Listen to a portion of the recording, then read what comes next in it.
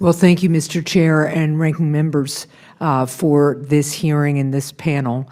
And thank you to our witnesses for your service and the work that you do to support our veterans. Before I ask a question, I want to recognize the testimony provided already by our witnesses on veterans exposed to toxic substances, as we've just been talking about.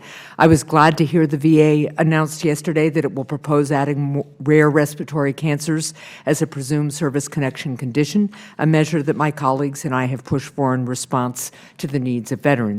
The VA and Congress need to continue to work together so that veterans exposed to toxic substances have the health care and disability benefits that they have earned and that they deserve, and I'll continue with working with my colleagues to ensure that Congress passes bipartisan legislation. Now, I did want to start with a question, Commander, to you about the Home Loan Guarantee Program. This Congress, I led a bipartisan call for improvements to the VA Home Loan Guarantee Program. I consistently hear from Granite State veterans about how the current housing market affects their ability to use this program.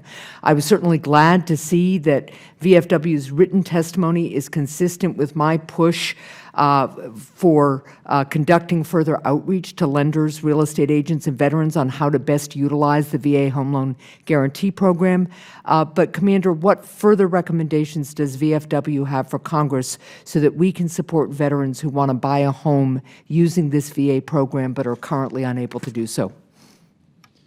Well, the first thing, you do need to make it easier. Yeah. As a recipient of a VA home loan many years ago, I had trouble getting through that. Nobody understood it. Right. There was extra paperwork. Why do we have to do this? Why can't we charge you more?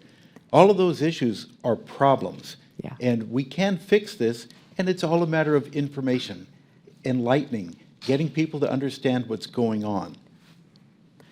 My feeling is there is no problem that can't be solved if you put more information out to people so they can understand what the problem is. Right. And simplify the process, though, as well. So yes. I appreciate that. One more question in my remaining time, again for you, Commander. New Hampshire National Guardsmen and reservists swear to defend the Constitution and this country just as their active duty counterparts do, and they deserve the same respect and recognition. That's why I introduced bipartisan legislation with Senators Shaheen, Kramer, and Hoeven to reform the Veterans Cemetery Grants Program to ensure that all members of reserve components and the National Guard are eligible to be buried in state veterans cemeteries. I was glad to see that the VFW note their support of this legislation in today's written testimony.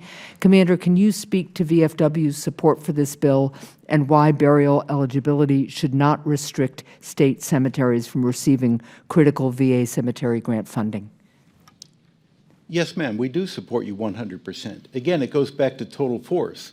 Right. If someone joins the military, whether they're in the Guard, the Reserve, or the active component, they have served. They deserve all of the rights available to them, and that includes being able to be buried in the hallowed ground of a veteran cemetery. We fully support that. Some people don't get activated. That's great. Thank God they didn't have to go into harm's way, but nonetheless, they put the uniform on, and they served. So we need to take care of them, not only in life, but in death also. Thank you very much. Thank you, Mr. Chair. So we have Representatives Mervyn, Banks, and Gallego. That will be that for this panel because we got another one to get to. So Representative Mervyn, go ahead.